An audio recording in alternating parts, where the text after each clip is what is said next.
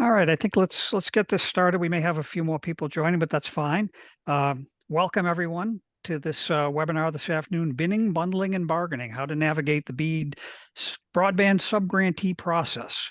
I'm Bill Johnson, and this is a joint webinar between Sanborn and Connected Nation. This is a team that you're going to meet here in just a moment that's been working together for a couple of years now, and we're working together in a number of states on supporting state broadband offices with BEAD in particular. I'd like to introduce our speakers. Jordan, can you go? Thank you. So first up is Justin Fazzari of our team here at Sanborn. Justin joined us about 6 months ago, and we actually were very lucky to get him. He was previously at NTIA. He ran the mapping and data analytics group at NTIA and our senior broadband strategist here at Sanborn. Next up is Chris Peterson. Chris is an executive vice president at Connected Nation. And Chris has been in this broadband space for 14 or 15 years now, very experienced in all manner of broadband policy. And Chris and I are charter members of the Receding Hairline Club, so you'll have to pardon any glare off our foreheads this afternoon. Ashley Tardif is a panelist today. She's one of our data scientists. This is the kind of people that we normally on our team keep kind of hidden in the shadows. But there's some really interesting analytics that are relevant to the conversation today. So we've invited Ashley to join us. Don't freak out when you see that we've got a data scientist on here. You will find that she is refreshingly normal. And then we've got Mark Grinberg. Mark is one of our broadband project managers. He's overseeing in particular the applications and tools that we're building to support our clients. And I'm Bill Johnson. I have the title of Carpe Geo Evangelist here at Sanborn. I've been doing a lot of our broadband strategy work. I'm now semi-retired, and Justin is effectively my replacement. But I'm still keeping my toe in the water. I can't walk away from this work that I love so much. All right. So what we're going to be doing today is a little bit different.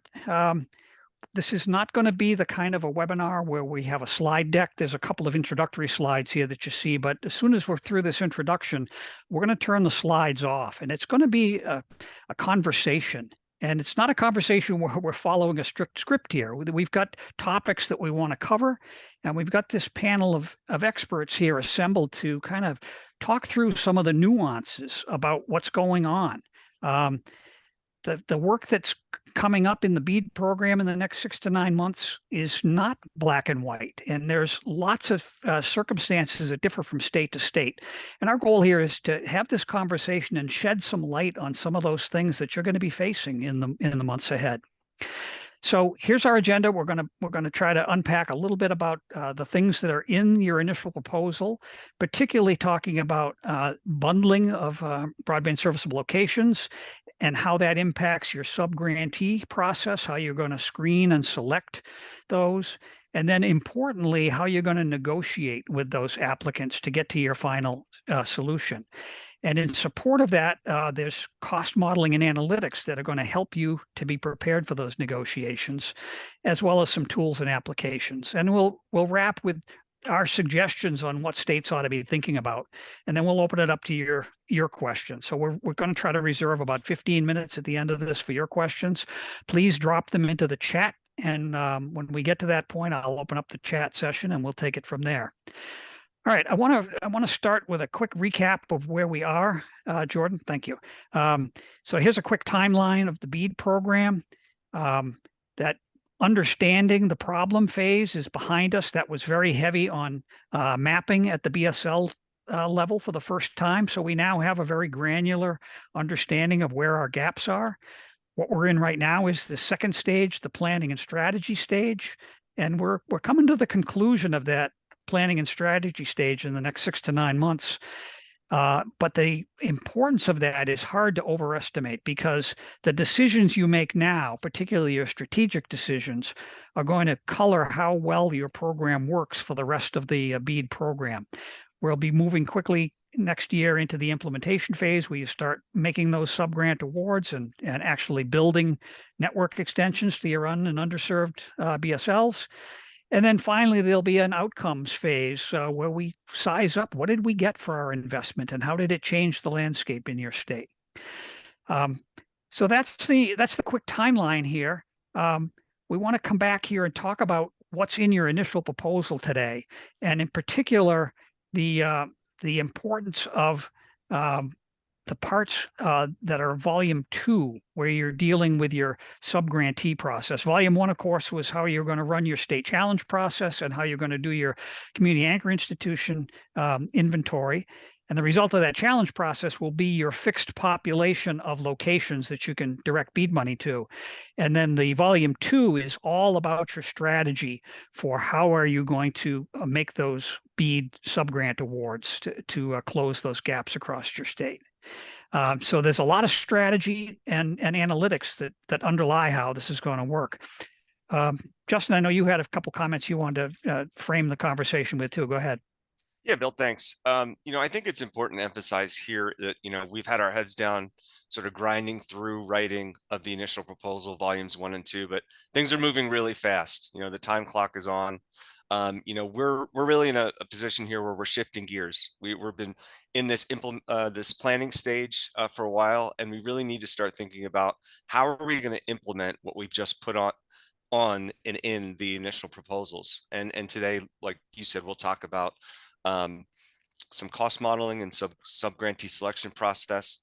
But we're really moving into a stage where there's going to be a lot of data analytics, and so this is why it's great to have Ashley on this call.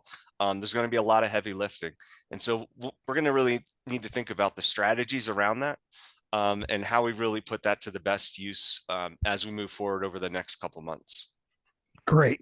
Now, we titled today's webinar "Bidding, Bundling, and Bargaining," and I hope you appreciate that.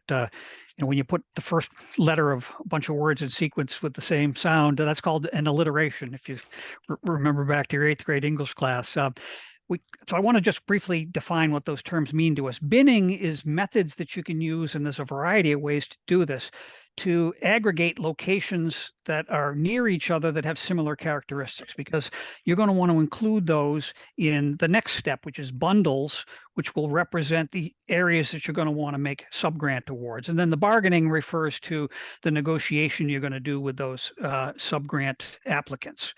So I know there's been a lot of thinking pros and cons about how much bundling is appropriate to do ahead of time, how much of this you want to preset about what your applicants are bidding on versus allowing your applicants to define that for themselves. So just let me ask you to kind of color that, fill that in a little bit for us. What are the pros and cons of this bundling? So yeah, I think the first thing we want to do is think about what are we trying to do. We're trying to reach all the and underserved areas and get those picked up by ISPs. So that's really our end game here. There's a spectrum of thinking when opening up the subgrantee selection process for ISPs to select the BSLs they like to provide service to, all the way to pre-binning and bundling of BSL locations. And then there's sort of the in-between, and we'll get into sort of the dynamics of how these all fit together today. But just on a high level, doing this binning can make a lot of sense, right? And so really there's a number of ways you can do it, but just to kind of kick off the conversation, many states out there that we've reviewed their initial proposals are using cost as a basis for binning, and many more actually, I think, are using geography. And so, like census blocks or counties and things like that. And these all make sense in different states with different characteristics, different needs. And so, we'll dig into a couple of those things today. But it's really important to know that there's a breadth of sort of approaches out there, but they all boil down to some basic fundamentals. And I think that's what's important. We want to make sure that we're publishing the BSLs, the BSLs for public comment, and really that transparency aspect is really important. And so I'll stop there, but we'll dig into these concepts a little bit more. Okay, great. Chris, I'm going to turn to you next. You've been involved in all this broadband policy for a long time. I wonder what your perspective is on pre-bundling. Yeah, I mean, I look at each state is quite different. Some states have been implementing state broadband programs for years, and in some cases for over a decade. So, these states have a good understanding of the areas or locations that have been passed over for years in terms of applications for grant supported deployment. And these states are often the states that have a tenured, well-staffed broadband office, and they may have a good feel for how to predefine project areas to achieve universal coverage. Other states are pretty new to broadband grant implementation and may struggle in terms of how best to bin and bundle. The other thing to consider in terms of the differences between states is some states may estimate that they may have more than enough BEAD funds to achieve the universal coverage objective, whereas others estimate they may barely have enough funds.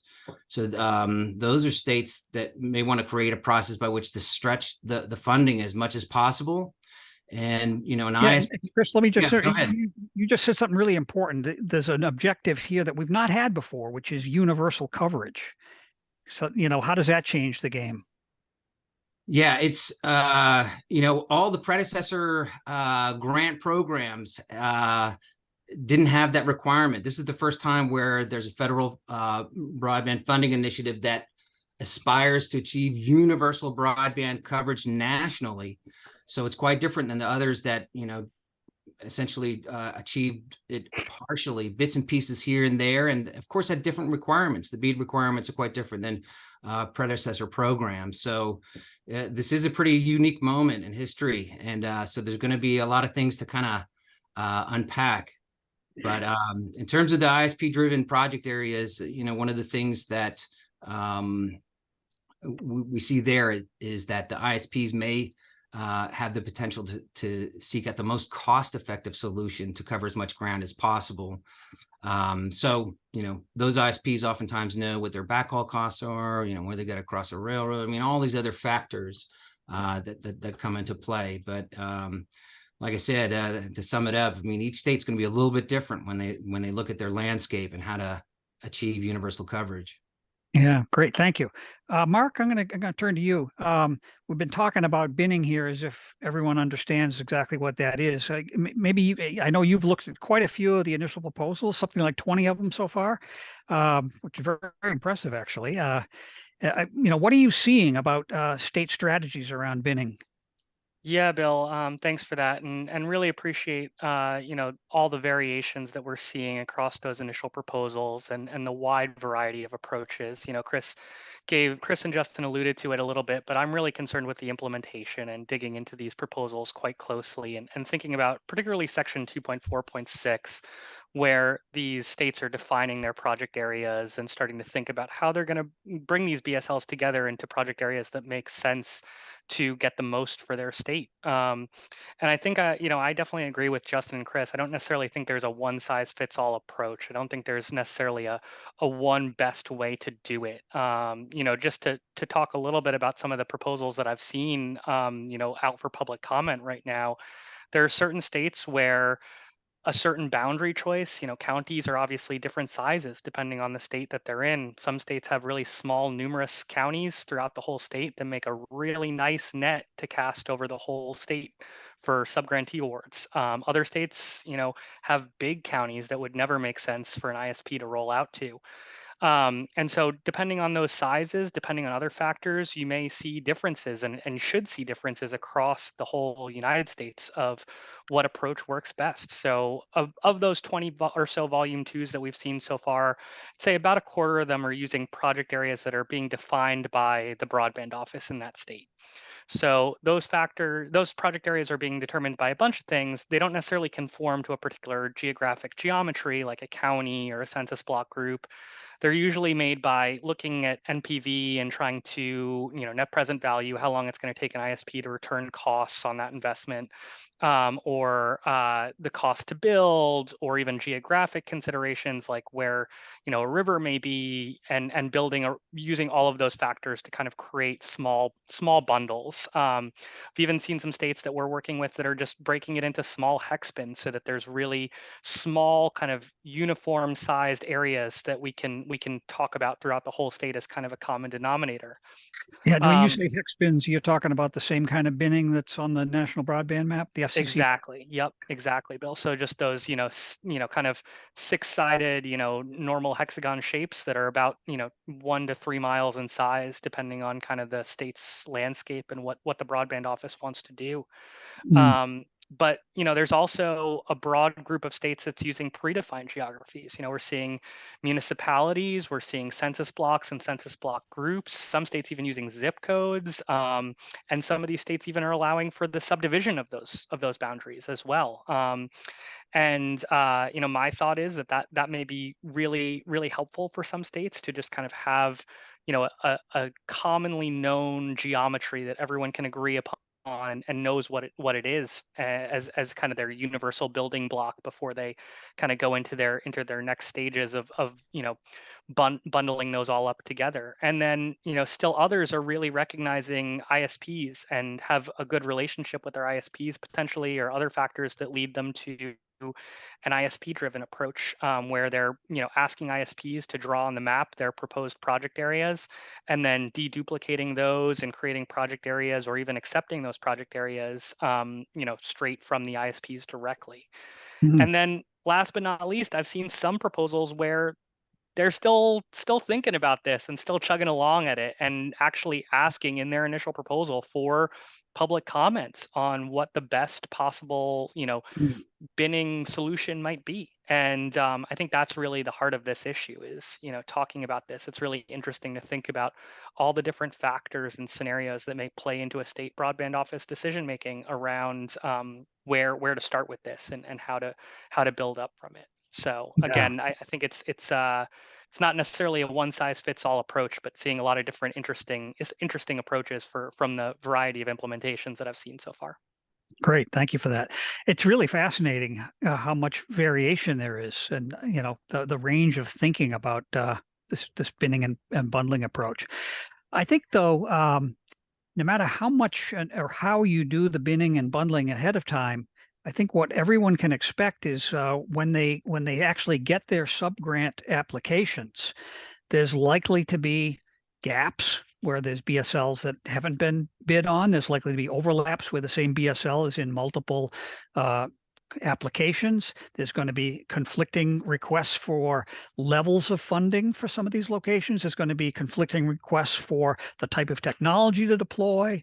There's going to be variations in the match amount proposed, and so on and so on. So I think what this leads to is there's going to have to be multiple rounds, multiple iterations before you really can get to the end solution that gives you that universal coverage. And so this brings into play this whole notion of having to negotiate and bargain with the subgrant applicants to do some give and take. And you're going to be finding yourself, if you're running a broadband office, you're going to be finding yourself effectively sitting across the table in a negotiation setting. And you're going to want to have some information in your lap in that manila folder that you're holding close to the vest about information that you have to bargain with, to try to get to that middle ground, because the applicants are going to have their own information about, they know what their costs are, they know what their likely return on investment is going to be, and so you've got to find that middle by negotiating. So let's first talk a little bit about this concept of rounds or iterations in here, and I'll throw this question out to whoever wants to grab it here. But what are your thoughts on iterations, and how much of that is going to really be necessary as we go from that first round of applications to when we finally have a complete solution for our state? Anyone? Well, I'll start off with that one. As we talk to the states that we're working with, and we look at the initial proposals that are out there, I mean, a couple of things are really kind of built in. Flexibility in the process. Really, we don't know. Each state's going to be different, but there's more than likely we're not going to get this done in one round. So we really need some flexibility. We need to build in multiple rounds in case we have to have approaches. And what a lot of the states have done, and the ones we've worked with also, build in ways that we can gather information. So build knowledge as we move through this. Having ISPs provide the areas that they would like to cover. Some states are building that into how they're putting together and bidding their BSLs. rebinning after each round. Some states are doing that. I think that's a very interesting concept, to keep drilling down to create areas that are attractive for ISPs. And then, you really can think about, well, how are you doing this binning and into these different rounds? And there may be things that you run into. So the flexibility concept comes in, as we move through this process. Universal coverage, as Chris mentioned, is really what we want to get to. So sitting at that negotiation table and really trying to reach that end goal, that's really what we're striving for here. Great. Anyone else want to weigh in on this iterations? Chris or Mark? Anyone? Thoughts on it? Yeah, I mean, I do think it's worthwhile to just talk about kind of the overall, 365-day timeline of BEAD. I really think it's to everyone's interest, I think, in most situations, to try and iterate. I think there's a wide variety of approaches that make sense, but everything does tend to get better that second time around. I was doing some work on my computer the other day, and I lost a file, and unfortunately I hadn't been working on it long enough for me to recover the data that I lost and the writing that I had done. But I went back to write it the second time, and of course, just like everyone says, it came out better the second time. So I do think that it's easy to just kind of look at those deadlines that you've got and look at the length of that whole timeline of the process and get a little apprehensive about how much time you have to complete it. But I do think that if you're talking about how to stretch the dollar and how to get to all of the locations most efficiently and effectively, having that iterative approach is really, really important and really helpful to having a successful subgrantee selection process. Okay, great. Chris, how about, based on your experience in prior rounds of grant awarding at the state level, this concept of multiple iterations, what have you seen? Maybe you could throw an example out there. Oh, you're muted, Chris. None really come to mind specifically, but I mean, if you think about what's been going on since the CPF funds have been received by a number of states, is they're iterating now, and many states have been iterating for quite some time, and every time they get a little bit better. I don't have, Mark, when I lose a document, I never write it as good as it was the first time. So, but I would say, what we're seeing is this natural iteration process, and everybody gets a little bit better. Everybody, adjusts their application process a little bit better each time. So I think, this will really be the test. There's a lot in BEAD, and this will be unique in the fact that this will be the time where you've got to achieve universal coverage. So iteration is going to be, inevitable. All right, good. Justin, I know you wrote a blog about this, 2 weeks ago. You want to add a couple of thoughts on this before we move on to the next topic? Yeah, so what I talked about in the blog was really stretching the BEAD dollar as far as possible. And one of the tools that we can use is cost modeling. And so what I really talk about in the blog is how you can really use cost modeling to enhance your binning, and how you can use it to enhance your subgrantee selection process. Negotiation is a huge part, iteration is a huge part, as we talked about. But I think it's something that we should probably dive into and get into a little bit more detail on, what does cost modeling look like? What are the aspects of it? And, how can it really create some value for you? Yeah, that's a great topic.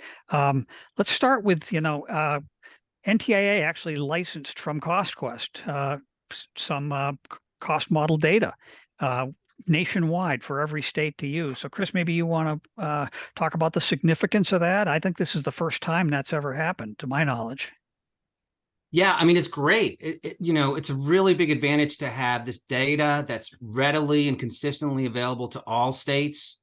And this data and the representation of the data, the sort of the tools being used, I mean, they continue to undergo these improvements. So it's really exciting to have that as a starting point, but it's not the end all be all. I mean, when you look at various states, there are different nuances, different situations, state by state. And so getting a clear understanding of what the inputs are into that cost modeling and what you might want to augment, at the state level is going to be really important, and sort of cross-check that with that data that's, made readily available for all states, just so you have a good, sort of cross-check on the cost modeling and making sure that you're making it relevant to your state. Okay, great. I'm going to get to Ashley in just a moment to talk about some of the details around cost modeling and the analytics that we can do. But before we do that, let me just ask Justin here to frame, like at a high level, what is it? What are we trying to get at when we look at this cost model data and ways to augment it? What's the goal with that? Yeah, so really the goal is just to understand what are the costs across your state, or how can we estimate them as best possible with the data we have out there. And as Chris said, the cost quest data is a great way to do that. You know, there is some debate about how much effort to put into this cost modeling, how worthwhile it is. There's a lot of variation if you look across models, but all those things still inform us and give us some type of idea that when we come to the negotiating table, you know, what's going to be happening. Obviously, if states have fresh new grant data like CPF, that's probably, you know, one of your best sources to look at, you know, actual costs coming in from the ISPs. So, you know, the closer you can get to that real data, but these other cost models and other ways to look at things are also helpful and informative. And so I think we'll let Ashley talk about some of the details, but that's sort of the high level there. Yeah. So Ashley, finally we get to you. So tell us a little bit about the kinds of work that you're doing to add some color to these cost models, to augment them. What are the methods and what are you doing here? Yeah, so in terms of, I mean, the cost modeling, we do see in some areas, you know, there's some discrepancies where say there's a really high cost near a bundle of areas that has a pretty low cost, or even vice versa.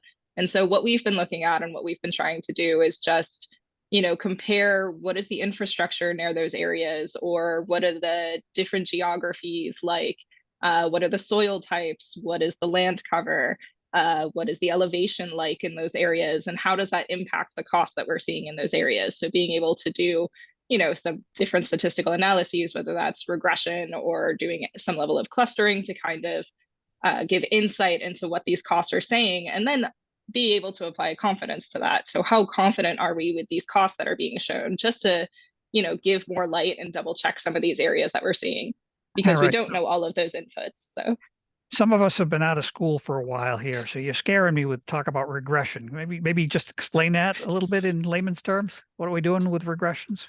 sure. So the way I look at it is it's a way to kind of, you know, if I take the infrastructure distance example, so being able to examine that infrastructure distance against the cost and see how that kind of impacts and how that's going to impact out in the future or what have you, and then be able to identify outliers from there.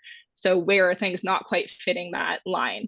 So you can bring those out and flag them and say, hey, we're not totally confident in this cost that's being shown.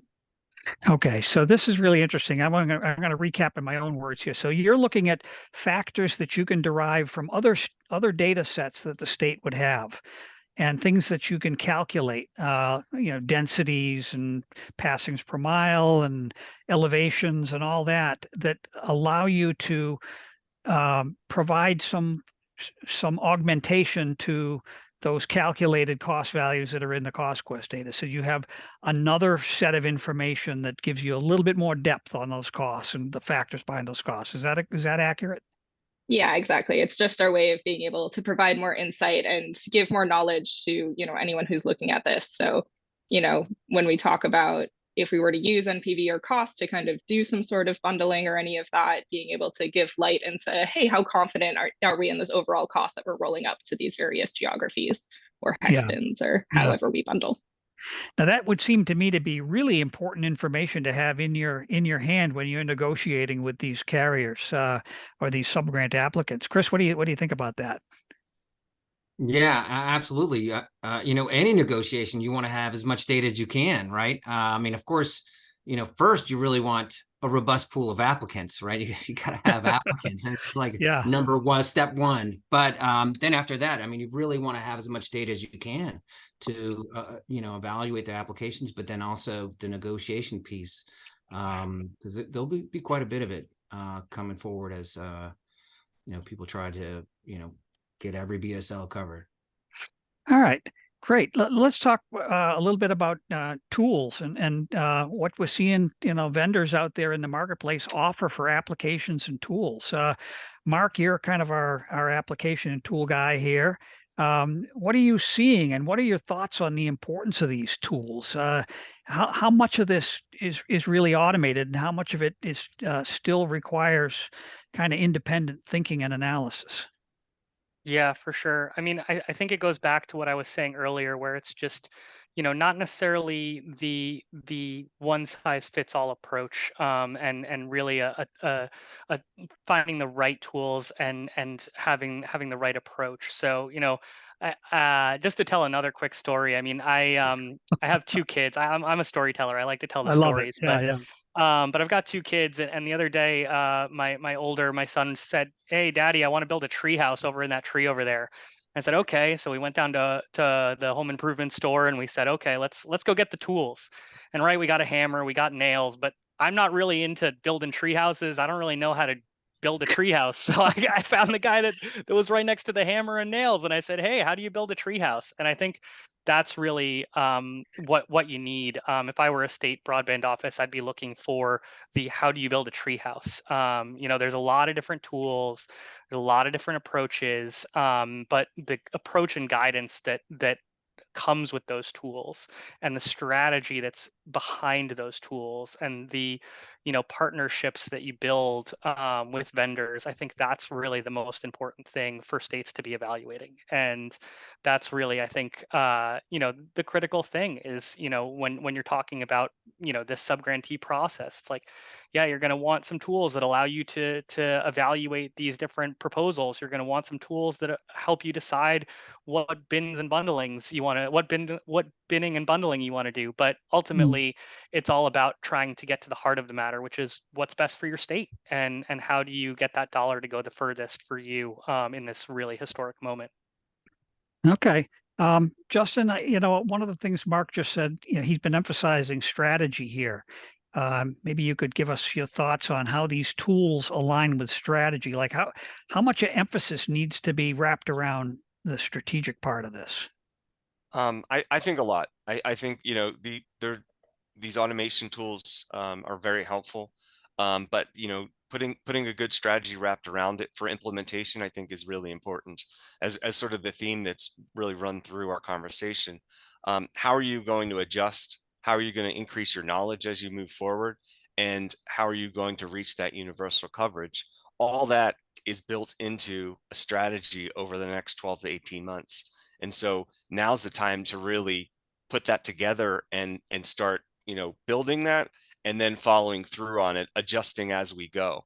And so that's going to pull us through. And all through that process, we're going to have tools that we're going to use that are going to help us, make better decisions. But without that strategy behind it, it becomes a one step stop, one step stop, one step stop. And, there's just not time in the BEAD program to really be regrouping constantly. And so having this sort of consistent strategy that goes out over the next, like I said, 12 to 18 months, I think is really going to benefit states. And there's still things we don't know. There's still things that are going to happen that we just couldn't have predicted. And each state's going to have different scenarios that they're going to run into. But if you still have that strategy to lean back on, that's where you can keep that consistency moving forward. So I don't think we could emphasize it enough, Bill. Okay.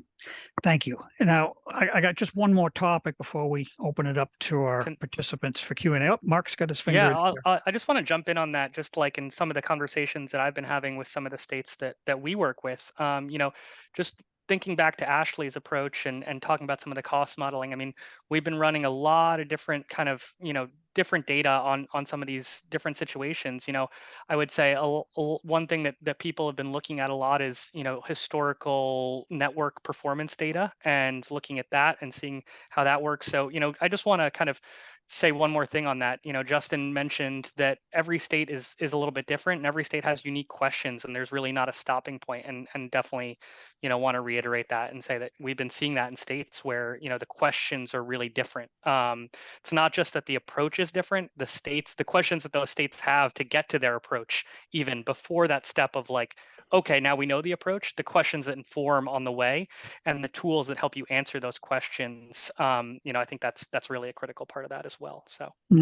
Okay, good. Yeah. All right. So one last round of question to my panel here, which is, we have a lot of work ahead in the next year.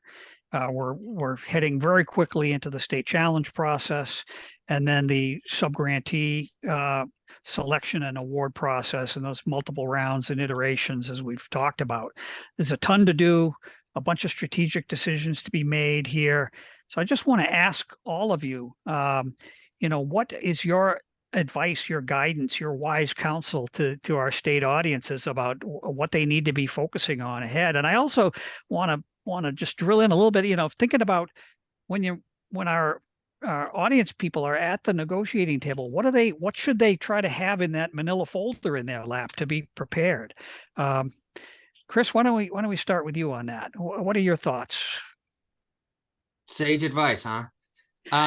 So yeah, I mean, I've got a few thoughts, and then, we're going to piggyback a little bit on what Mark and Justin were saying about the data strategy, because, we need to pull back a little bit too, because there's a data strategy for, achieving this universal broadband coverage objective. But then also really, we want to look at this strategy on a much higher level. I mean, we're doing this because we want people to have access to technology and online resources so they can improve their lives in all this multitude of different ways.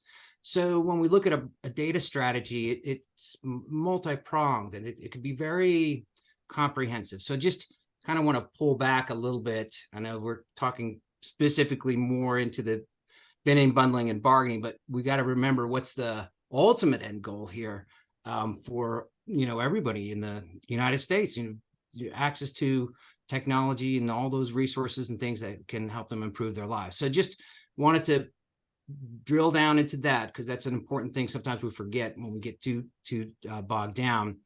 Some other things, just there has been a lot of public comment. There's been a lot of stakeholder engagement. I think it's really important for states to really embrace that, get feedback from industry, from workforce, from, all of these help to inform this process. So I know it's been a really robust exercise in many states, but it should be an ongoing thing to help inform this process, and it'll ultimately help, put things into that manila folder, so to speak, like you're saying, Bill, like all that input, make sure you're taking notes and really taking it to heart.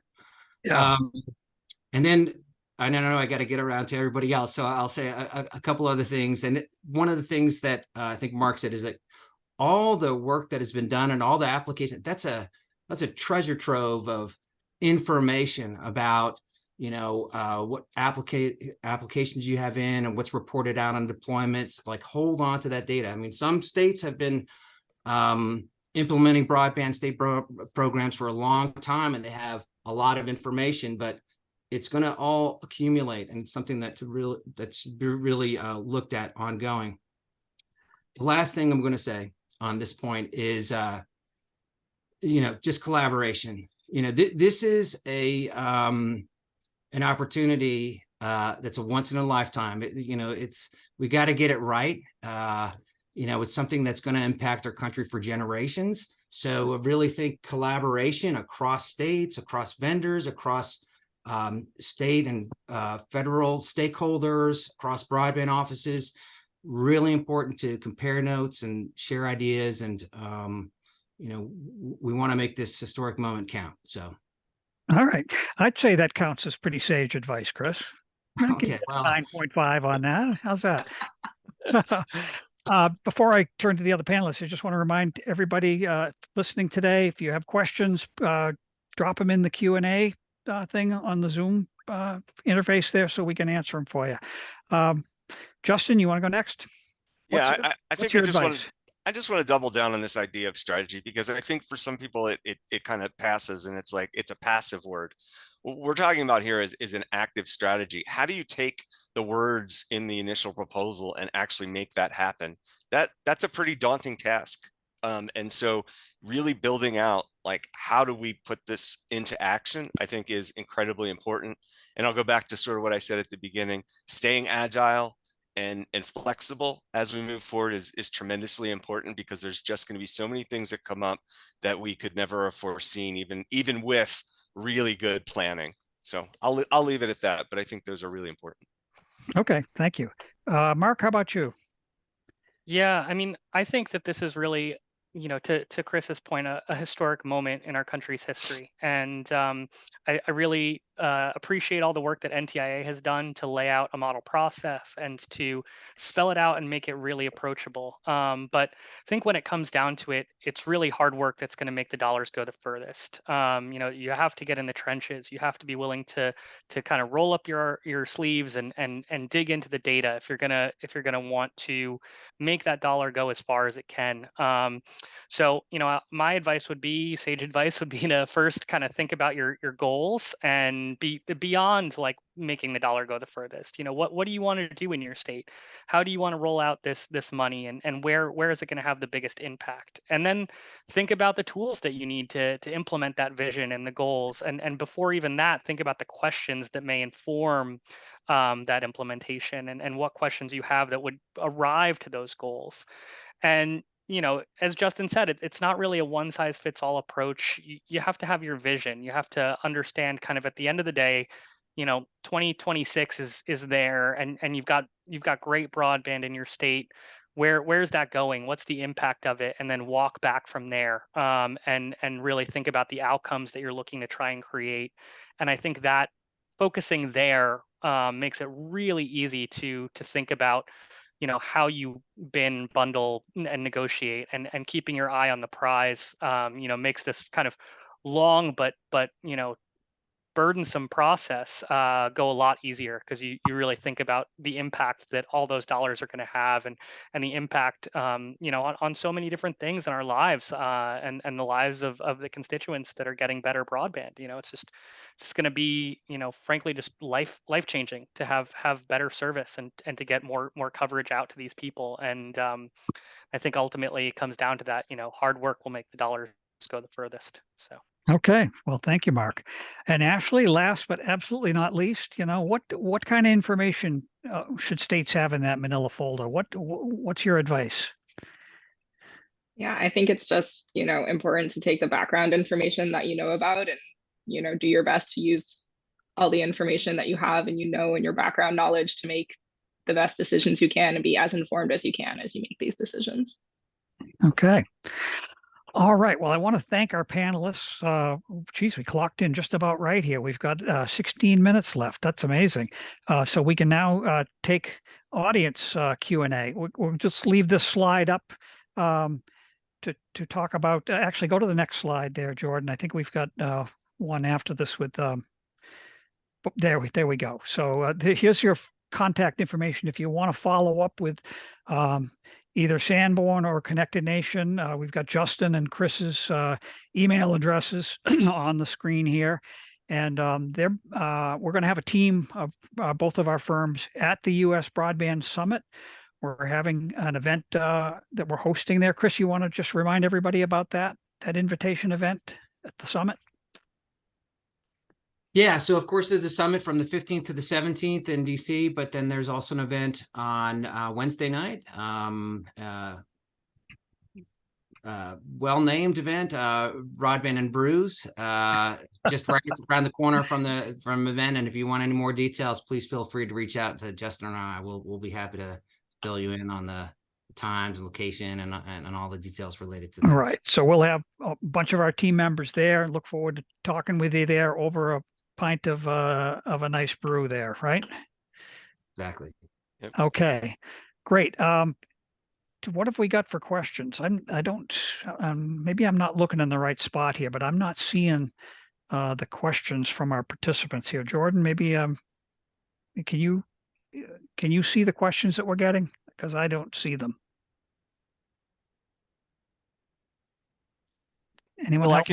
Bill, I can while we're looking for that, I think there's a question that I can sort of address that we've gotten in general, maybe not in this chat today, but there are a few folks from municipalities and local governments on the call, counties. And the question we get oftentimes, how can we get involved in BEAD, or what's our role? So just a couple of thoughts there.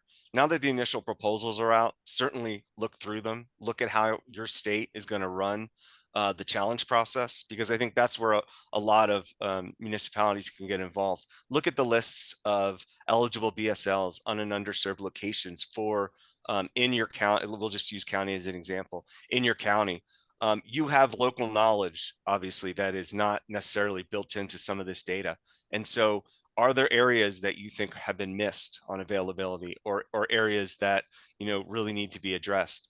Those are the types of things you should be thinking about, and doing some data analytics to see what does the landscape of our county look like in the frame of BEAD. Really gearing up so that when the challenge process opens, you could be ready to maybe provide some availability challenges or other types of challenges into the state challenge process. And really what we're trying to do is improve the map. So this is very much sort of should be complementary, and should be, as an effort to really improve what the ultimate outcome of the state broadband map is. Keeping your eye on where the community anchor institutions are if you're in a state that's going to have money to go towards those efforts. That's going to be could be really important. Looking at where are the community anchor institutions within your county or whatever your jurisdiction is. So I really think, this is the time to really gear up and kind of get ready for the challenge process, with the intent of improving the map.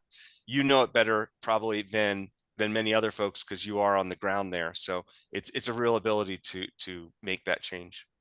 Yeah, so it's kind of a, BEAD is a state program. The money goes through the state broadband office, but local governments can clearly get involved in a supporting kind of a second tier role, if I'm understanding you right. Sure. In some states, Bill, the local counties will, again, use an example. They're going to be the conduit for residents to submit challenges. So again, depending on how you've written your initial proposal, how you've set up your challenge process, that could be a huge role for your unit of local government. Yeah, great. That's important. All right, I do see a question here. Are there any pending or anticipated legal challenges to the BEAD program? Chris, are you aware of any pending legal challenges to BEAD? I can't think of anything off the top of my head. Or Justin, are you seeing anything? I'm not aware of any pending legal challenges. I mean, I think the really great thing about BEAD in terms of its design is this public comment process. There's just going to be so much, well, there is so much laid out within that initial proposal, volume 1 and volume 2. And, for 30 days, the public can comment on any concerns about, legal or otherwise, implementation or otherwise. So, of course, all those are happening right now. I mean, every initial proposal is due at the end of the year by 12/27. So you've got nearly the majority of initial proposals that are out there for public comment currently. So I think that will be a great opportunity to flesh out some of those concerns. And I could piggyback on that, Chris. I think, the idea of transparency.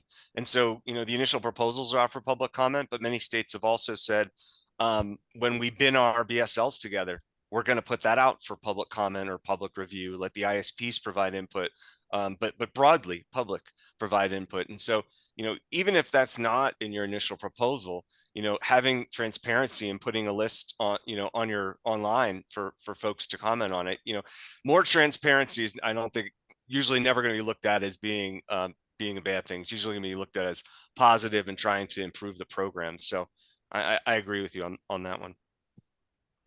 Okay, let me ask you guys, one thought here. When we think about the stages of BEAD, that understanding the problem phase and our planning stage now, is it might feel like we're kind of done with the mapping. But I wonder if any of you want to weigh in on, why do we need to keep maintaining the mapping and augmenting the mapping? What's the purpose of that going forward? Why, once we know where our gaps aren't we done with the mapping? That's kind of a loaded question deliberately, but go ahead. Who wants to weigh in on that? Yeah, I'm happy to take a quick stab at it. I mean, for me, maps at the heart of what they are communication tools. And, just relating to that last question, and transparency, there's a variety of things that you still need to communicate about, whether it's through your subgrantee process or your ISPs building out and sharing their progress, the impact of the actual rollout of broadband and getting those un and underserved BSLs up to full service, up to that 100/20. And all of that is really easy to look at it on a map kind of interface. To chime in on what Justin said as well, just to go back to that question, we're seeing some states in their initial proposals also talk about potentially volume 2 in talking about kind of pooling their ISPs that are going to get those subgrantee awards. And I've seen volume 2s where they're going to publish that list of ISPs that they're working with, and kind of that's the pool, and pre-qualify them, but also share the list of pre-qualified ISPs as well. So whether it's mapping for some of the data, or just in the case of the ISP a list, I think increasing the transparency is always best. But I think there's no real way around it. Citizens want to come into a map and look at their address and see, hey, do I have broadband? If not, when am I funded? And if I am funded, who is that money going to? Where are my tax dollars being spent? And at the end of the day, when am I going to get broadband? And then how has that actually affected my life? And how has that changed things? So I think it all starts and ends with that communication tool, and being able to go to the map and really investigate and dig into the data that way. Mark, I would take that even further too. Yes, we're focused on BEAD, but there are multiple broadband programs going on, federal and state. And being able to have a map and keep that updated consistently as we move forward on BEAD, I think is going to be tremendously important. One of the big concerns with BEAD is overbuild or overlap, however you want to call it. And so, that concern's not going to go away, and future programs, are going to have that same concern. And so having a map that can kind of manage that process and how those programs are unfolding, I think, is a tremendous responsibility for broadband offices. Okay. Just a reminder, we still have time to take your questions, so feel free to drop them in the Q&A. If you're not comfortable having us answer your question here in front of everybody else, you can email us a question, and we'll follow up with you separately. I know that this sometimes you don't want to expose your question to the world here, and that's fine too. But we still have a couple of minutes. We could take more questions, but let me just ask another question here about data strategy. It's come up a lot, and just overall strategy here. So who wants to talk a little bit more about this? Maybe go peel that onion a little deeper about, what are we talking about in an overall data strategy? Who wants to try that one out a little bit? Justin, maybe you could. Sure. I mean, and we talked about it a little bit before, but I mean, it is digging down into it is how do we take what's on in the initial proposal and build that into a strategy that takes into account all these other factors that are going on. I think that's what's important. It's flexible and agile enough that with other things going on and other unforeseen events, that we can take that strategy and adapt it. And so as we're going through the subgrantee selection process, having the cost modeling data at our fingertips, having the actual state data at our fingertips, going in, being informed, those are all strategic things that are actions. Again, talking about strategy as action, not passive. I think, really laying that out so we have a plan moving forward. Because one of these events rolls into the other. As soon as you kick off the state challenge process, you move through that, and then as soon as you're done that, you're really going to need to keep on moving and move through the subgrantee selection process. So coming back to that 365-day clock, I think that's maybe one of the things that keeps a lot of people up at night is if there's a hiccup here along the way, I might not make it, right? And so having a strategy in place and really knowing how you're going to address some of these issues, that's going to at least help and support you to stay on track. Not having those things in place, such as a pretty expansive strategy, you know, that could cause some real troubles if you know, unforeseen things happen and something gets slowed down, or something doesn't you know, evolve or happen as you might expect it. Yeah, I like to think of it as, you know, this data strategy is kind of a through line through the entire life cycle of the program. Right. At each stage in the program, you're going to add additional bits of information that layer on top of the data that you've been using to get to that point. And so it's a growing pyramid of data that takes you through the whole program. Yep. I'm seeing another question here that's popped up here. What are the efforts or programs to educate the public about the BEAD program? That's an interesting one. Chris, you want to take a stab at that one?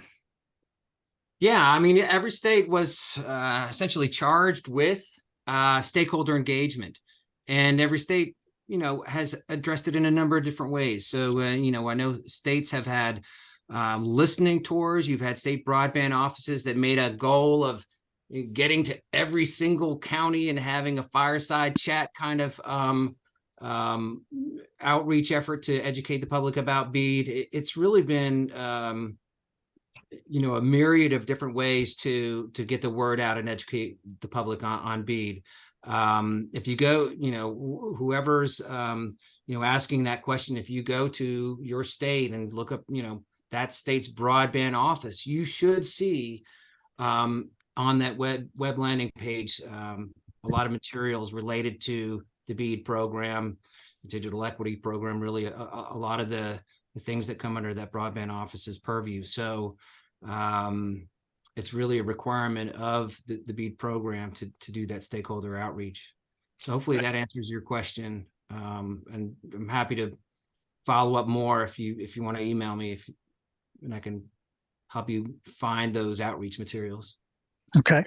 Chris, and I would add to that too. And NTIA also has a BEAD web page with all information about the program, so that'll give you, you know, sort of all the documentation. And they're publishing the state's initial proposals. They have a whole page that publishes them there. So really, there's two sources. A lot of them will have, you know, complementary information, but if you're looking for another source, NTIA does have some material up there. They also have a few webinars. So you can dig pretty deep if you really want to learn about the BEAD program. Yeah, and also, I guess just let's add this one point here. You know, the state challenge process that every state is going to be doing here, and actually a couple states have started already on their state challenge process. That's a public-facing process. That's a process for the state to put out there. Here's where we propose. These are all the locations that we propose to fund with broadband, and here's your chance to indicate whether you agree or disagree with this. And so it's another layer of transparency built into the BEAD program to make sure that it's right before we start making those subgrant awards. All right, we're just about at the top of the hour. I think this has been, you know, a nice round of questions here. Just a reminder that, you know, we've got the contact information for both Justin and Chris on the screen, and we have the Broadband Summit coming up shortly. So if any of you are going to be at that summit, please look for our team members there and perhaps join us Wednesday night. And with that, we'll make a recording available. We'll be sending out the recording to everybody that signed up for this webinar. And thank you for your attention this afternoon. We appreciate it very much. Afternoon. Thanks, everyone.